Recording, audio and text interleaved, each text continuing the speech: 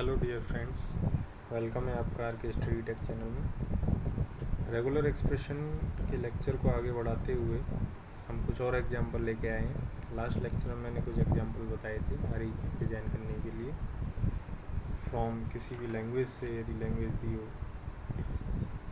एक और क्वेश्चन की बात करते हैं। Question number 6, the set of all strings over 0,1 ending with 00 and beginning with 1। Language को ध्यान से समझिए। मेन कंडीशन क्या है? Over 0,1 right, ending with 00, ending with 00 and beginning with 1।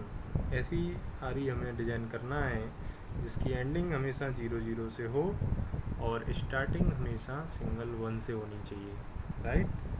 तो 0 और 1 से मिला के तो एंडिंग 00 से होगी, एंडिंग 00 कर लिया। स्टार्टिंग 1 से होगी, स्टार्टिंग 1 लिख लिया। अब मिडिल में क्या आएगा? 0 + 1 का होल स्टिक, ठीक है ना। ये कोई भी कॉम्बिनेशन आपका एक्सेप्ट कर लेगा। Ending with 00, beginning with 1। ये रेगुलर एक्सप्रेशन इसका डिजाइन हो गया, राइट। नेक्स्ट क्वेश्चन लीजिए। Question number 7, design regular expression over the set sigma = 0 having even length of string. देखिए बहुत इंपॉर्टेंट है ये। इवन लेंथ ऑफ स्ट्रिंग के लिए हमें बनाना है केवल 0 को लेकर। सिग्मा का सेट दिया हुआ है, केवल 0 का सेट दिया हुआ है और हमें इवन नंबर की बात करनी है। जब हम इवन नंबर की बात कर रहे हैं तो इवन नंबर में हमारे पास 0, 2, 4, 6, 8 इस तरह की अक्रेंस आएगी। तो इवन नंबर ऑफ 0 की जब हम बात कर रहे हैं तो इवन नंबर ऑफ 0 हमारा क्या हो जाएगा? देखिए 0 की जो अक्रेंस होगी, द नंबर ऑफ जीरोज हमारे क्या होंगे? 0, 2, 4, 6, 8 डॉट डॉट डॉट इस तरीके से आएंगे। क्या? Number of 0। अब नंबर ऑफ 0 की बात आती है, सपोज करो अब इसके लिए मुझे डिज़ाइन करना है तो मैं क्या करूँगा? डबल 0 लूँगा, इसके ऊपर मैं होल स्टिक कर दूँगा। ये मेरा रेगुलर एक्सप्रेशन डिज़ाइन होकर तैयार हो गया। कैसे? ये फर्स्ट टाइम नल देगा तो ये वाली वैल्यू एक्सेप्ट हो गई। फिर उसके बाद 1 होगा तो 2 0 आ गए, ये वाला हो गया। फिर 4 के लिए 2 बार रन होगा 2, और एक और बार चलेगा तो फिर 2 आ जाएंगे, 2 + 2 4 हो जाएंगे। 3 बार चलेगा तो 6 हो जाएगा, 4 बार चलेगा तो 8 हो जाएगा। इस तरीके से सारी स्ट्रिंग को एक्सेप्ट करता रहेगा। नेक्स्ट क्वेश्चन देखिए, having an odd length of string. Odd length of string का मतलब क्या हुआ? अभी हम इवन की बात कर रहे थे। ऑड लेंथ ऑफ स्ट्रिंग में क्या हो जाएगा आपका? नंबर ऑफ जो 0 होंगे, नंबर ऑफ जीरोज जो होंगे ऑड में आपके 1, 3, 5, 7, 9 इस तरीके से होंगे। This is odd number of 0। Odd number of 0 में इस तरह की अक्रेंस आएगी। इसका मतलब क्या हुआ? आपका सिंगल 1 आना चाहिए, तो सिंगल 1 तो आना ही आना है। इसके बाद 3 आएगा, तो 3 आएगा तो डबल के ऊपर मैं क्या करूँगा? मैं आपका होल स्टिक चढ़ा दूँगा। ये आपका रेगुलर एक्सप्रेशन डिजाइन हो गया ऑड लेंथ की, राइट। तो ये छोटे छोटे ट्रिकी से क्वेश्चन हैं, ये कई बार पूछ लिए जाते हैं। तो कंसेप्ट समझने के लिए इनसे अच्छे क्वेश्चन नहीं हो सकते, मैं समझता हूँ। ये पहली बार 1 देगा, इसके बाद ये चलेगा तो डायरेक्ट 1 टाइम चलेगा तो डायरेक्ट 2 1 देगा, 2 + 1 3 हो जाएंगे टोटल। फिर 5 के लिए ये 2 बार चलेगा, 4 और 1 5, 4 + 1 5। फिर ये 6 + 1 7, फिर 8 + 1 9। इस तरीके से ऑड नंबर ऑफ 1 की सीरीज़ को एक्सेप्ट करता हुआ चलेगा, ठीक है। नेक्स्ट क्वेश्चन की बात करते हैं। Write regular expression to denote a language L over sigma = a, b such that the third character from right side of string is always a। बहुत अच्छा क्वेश्चन है, बहुत ही अच्छा क्वेश्चन है, बहुत इंपॉर्टेंट क्वेश्चन है। इसको बड़े ध्यान से देखिए क्या कह रहा है ये question. Such that the third character from right side of the string. String का कोई भी स्ट्रिंग हो XYZ, किसी भी स्ट्रिंग के राइट का थर्ड करेक्टर, कहाँ से? राइट से, राइट हैंड साइड से यदि हम उल्टे चलें स्ट्रिंग में तो third character from right side is always a होना चाहिए। बाकी के करेक्टर की कोई बात नहीं हो रही है, केवल थर्ड करेक्टर ए होना चाहिए।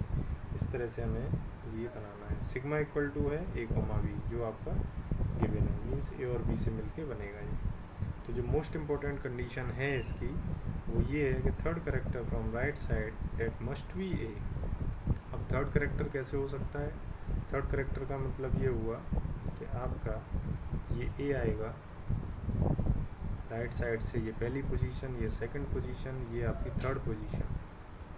यदि मैं राइट से रीड करूं तो फर्स्ट पोजीशन पर कुछ होगा, सेकंड पर कुछ एक्स वाई जेड होगा, बट थर्ड पर हमेशा ए ही होगा, जैसा भी क्वेश्चन कह रहा है।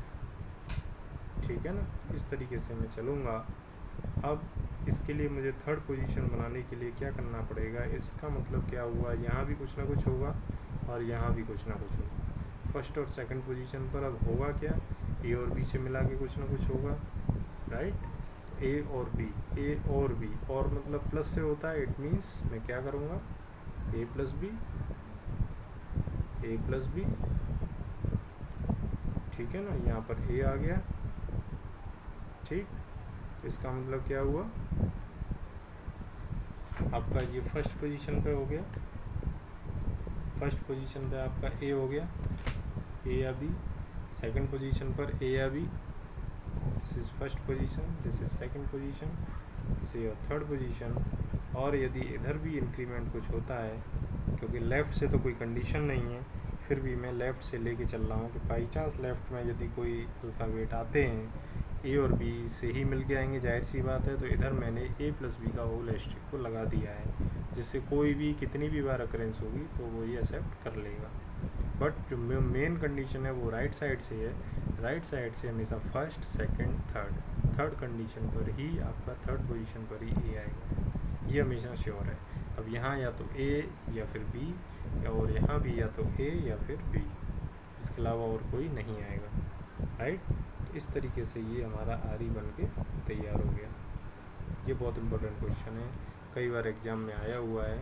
This is most important regular expression, कई बार ये एग्जाम में पूछा गया है। ठीक है? इस तरीके से हम इन क्वेश्चनों को सॉल्व कर सकते हैं। एक और क्वेश्चन की बात करते हैं, एक और क्वेश्चन की बात करते हैं। Write R E to denote language L which accept all the strings which begin or end with either 00 or 11। ध्यान से पढ़िएगा क्वेश्चन को। Write regular expression to denote a language L which accept all the string which begins or end. या तो शुरुआत होगी या फिर एंड होगा, किससे? या तो 00 से या फिर 11 से। ठीक है ना? Begin or end with either 00 or 11, या तो 00 से या फिर 11 से। इस तरह से हमें कुछ ये बनाना है। तो इसमें 2-3 चीज़ें बनेंगी कि पहले तो हम बिगिन वाले को पूरा कर लेते हैं कि बिगिन में भी या तो 00 होगा या 11 होगा, और एंड में भी आइदर 00 और 11 होगा। यदि बिगिन में 00 और 11 हुआ तो बिगिन में 00 और 11, और के लिए हम प्लस लगाते हैं, ध्यान से देखिए। यदि बिगिन में हुआ, बिगिन का मतलब इसके एंड में 0 + 1 का होल एस्ट्रिक, कोई भी अकरेंस आ जाएगी। ठीक है ना? अच्छा, दूसरा, यदि एंड में होता है तो इस 0 + 1 के होल एस्ट्रिक को मैं शुरुआत में लगा देता हूँ, और ये आ जाएगा 0 + 11, ये आ जाएगा आपका RE1, ये आ जाएगा आपका RE2। फाइनल RE के लिए हम क्या करेंगे, RE1 + RE2 कर देंगे। दोनों RE को हम जोड़ देंगे। जब दोनों RE को हम जोड़ देंगे तो हमारा क्या आ जाएगा यहाँ पर,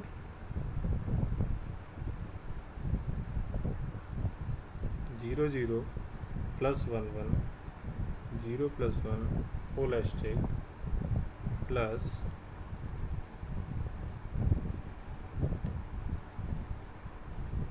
0 + 1 होल एस्ट्रिक 00 + 11। ये मेरा फाइनल रेगुलर एक्सप्रेशन निकल के आ जाएगा। बहुत सिंपल है। यदि आप डायरेक्टली इस आरी को देखेंगे फाइनल आंसर को तो आप घबरा जाएंगे, परेशान हो जाएंगे कि इतना बड़ा आंसर कैसे होगा, कैसे हम बना पाएंगे। इसीलिए मैंने इसको क्या किया, छोटे छोटे पार्ट में ब्रेक करके इसको समझाया है आपको। पार्ट में ब्रेक कैसे किया, जैसा क्वेश्चन कह रहा है कि बिगिन होना चाहिए या फिर एंड होना चाहिए, या तो 0 0 से या 1 1 से। तो यदि बिगिन होगा, बिगिन मतलब शुरुआत होगी, शुरुआत किससे होगी, या तो 0 0 से होगी या फिर 1 1 से होगी। तो या के लिए प्लस हो गया, आइदर 0 0 से शुरू स्टार्टिंग और 1 1 से स्टार्टिंग के लिए। एंड में कुछ भी होगा तो एंड में 0 + 1 का ओलेस्टिक लगा दिया, ये हो गया दूसरा। यदि आपका एंडिंग होती है 0 0 और 1 1 से तो इस चीज़ को मैंने यहाँ पे लिख दिया, स्टार्टिंग में 0 + 1 का ओलेस्टिक लगा दिया। अब इन दोनों को मैंने बाद में प्लस कर दिया और प्लस करके जो फाइनल आंसर आया ये मेरा फाइनल आरी हो गया, either begin or and, either with 0 0 और 1 1। This is your final answer, right. तो इस तरीके से हम सारे रेगुलर एक्सप्रेशन के क्वेश्चन को कर सकते हैं। आगे और भी लेक्चर में बनाऊंगा और इम्पोर्टेंट क्वेश्चन दूंगा। मैं समझता हूँ कि आरी आपकी समझ में अब आ गया होगा। आगे के नेक्स्ट वीडियो लेक्चर्स में नेक्स्ट टॉपिक की बात करेंगे। वीडियो को कमेंट, लाइक, शेयर ज़रूर करिएगा। धन्यवाद।